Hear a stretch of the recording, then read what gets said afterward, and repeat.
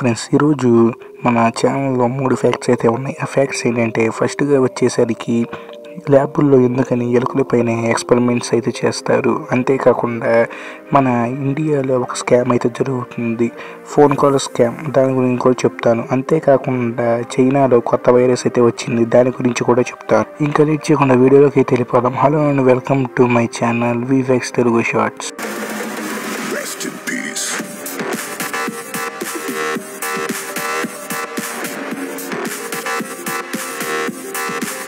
Fact number 1, China's virus. చైనాలో కొత్తగా ఒక వైరస్ అయితే వచ్చింది. ఆ వైరస్ పేరే HMPV.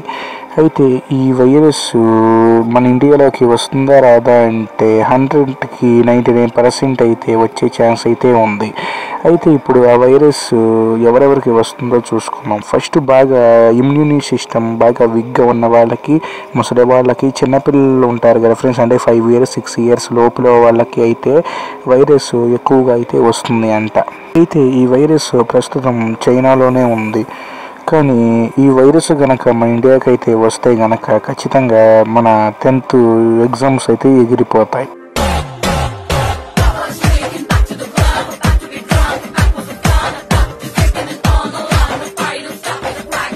ఫ్యాక్ట్ నెంబర్ 2, సైంటిస్టులు ఎందుకని ఎలుకల్ని ఎక్స్పెరిమెంట్స్ కోసం తీసుకుంటారు అని మీలో చాలామందికి డౌట్ అయితే ఉంటుంది. అయితే ఇవాళ డౌట్కి అయితే చెక్ పాయింట్ అయితే పెట్టేద్దాం.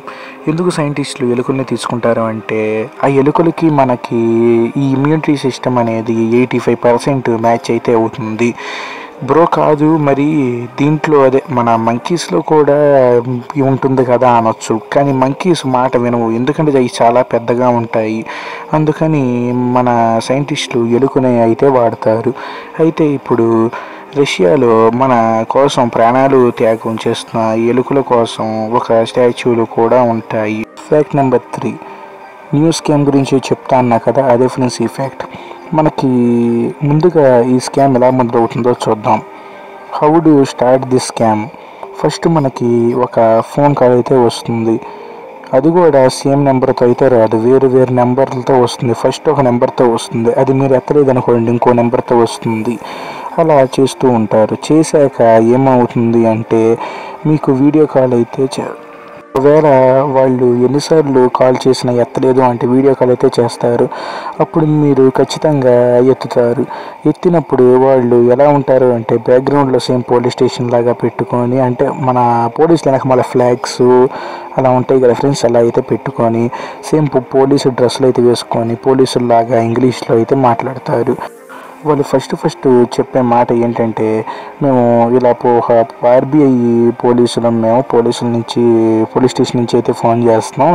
మీరు ఒక డ్రగ్స్ దాంట్లో ఇరుక్కున్నారనో, లేకపోతే మీ పర్సు దొరికింది దాంట్లో మాకు డ్రగ్స్ దొరికినాయి అనో, డబ్బులు పంపిండి మేము అక్కడ ఈ కేసుని అయితే క్లియర్ చేస్తామనో, లేకపోతే ఇంకా వేరు కారణాలు చెప్పు మిమ్మల్ని అయితే భయపెడతారు. మీరు ఎవరన్నా మీ ఇంట్లో పెద్దవాళ్ళతో చెప్పుకుందామన్నా సరే కుదరదు, ఎందుకంటే వాళ్ళు అలా మిమ్మల్ని స్టన్ అయితే చేసేస్తారు. ఎటు కదలమాండి, కదిలితే ఎవరితోనే చెప్తే కనుక మా టీం మీ ఇంటికి వచ్చి మిమ్మల్ని అయితే అరెస్ట్ చేస్తుంది అని అయితే భయపెడతారు.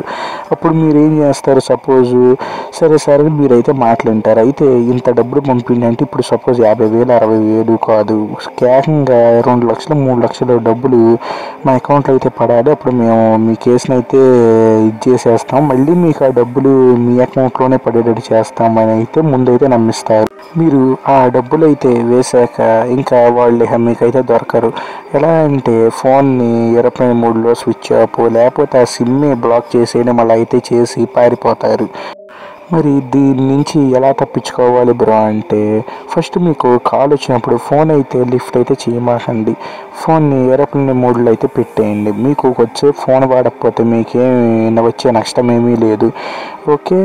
ఇంకోటి ఏంటంటే వాళ్ళు వీడియో కాల్ చేస్తే కనుక మీరు ఎత్తైతే కనుక ముందు కెమెరాకి మన ఏడు కానీ చెయ్యి కానీ ఏదో ఒకటి అడ్డు పెట్టండి. అడ్డు పెడితే వాళ్ళకి మనం కనపడం, అప్పుడు మాట్లాడండి ఏంటని.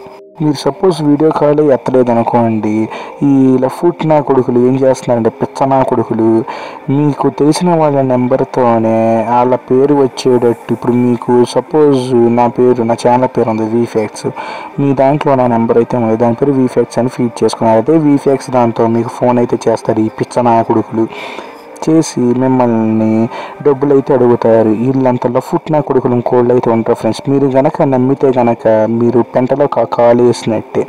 ఈ పిచ్చనా కొడుకుని అయితే నమ్మమాకండి. కుదిరితే ఎన్ని నెంబర్లు వచ్చినా సరే బ్లాక్ అయితే చేసేయండి. లేకపోతే మీ దగ్గరలో ఉన్న పోలీస్ స్టేషన్కి వెళ్ళి అయితే కంప్లైంట్ ఇవ్వండి. లేకపోతే మీరు పోలీస్ స్టేషన్లో కనుక కంప్లైంట్ అయితే ఇవ్వలేదు అనుకోండి, సపోజ్ పోలీసులకైతే ఈ విషయం అయితే అంతగా తెలియదు, ఎవరు కూడా కంప్లైంట్ ఇవ్వట్లేదు కానీ పోలీసులు కూడా పట్టించుకుంటమే తాపేస్తారు. మీరు ఈ పిచ్చి పిచ్చి ఆలోచనలు ఆపి ముందు వెళ్ళి పోలీస్ స్టేషన్లో కేసు అయితే ఇవ్వండి.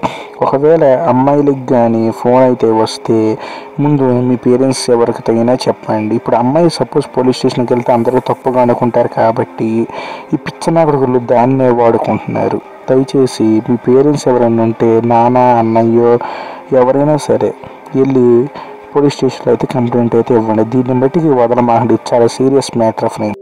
వీళ్ళు ఎవరెవరిని టార్గెట్ చేస్తారు అంటే ముసలి వాళ్ళు. అంటే ఇప్పుడు మా అమ్మ 5వ తరగతి దాకే చదువుకుంది, 5th క్లాస్ దాకే చదువుకుంది. అలాంటి వాళ్ళకి బ్యాంకు ట్రాన్సాక్షన్స్ కానీ అలాంటివి అయితే తెలియదు. ఈ పిచ్చనా కొడుకులు ఎలాంటి వాళ్ళనే వాడుకుంటున్నారు. జాగ్రత్తగా ఉండండి.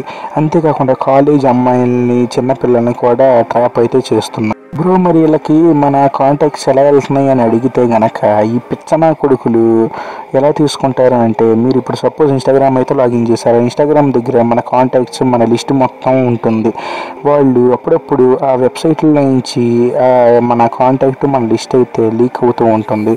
అదే వీళ్ళు కొనుక్కొని పిచ్చనా కొడుకులు మనల్ని అయితే బ్లాక్మెయిల్ అయితే చేస్తారు. అదేంటంటే అంత బీపీ వచ్చింది పోతారేమని భయపడ్డాను. డిసప్పాయింట్ అయ్యవా? సర్లేండి. ఓకే ఫ్రెండ్స్, ఈ వీడియో అయితే ఇంకా ఇంతే.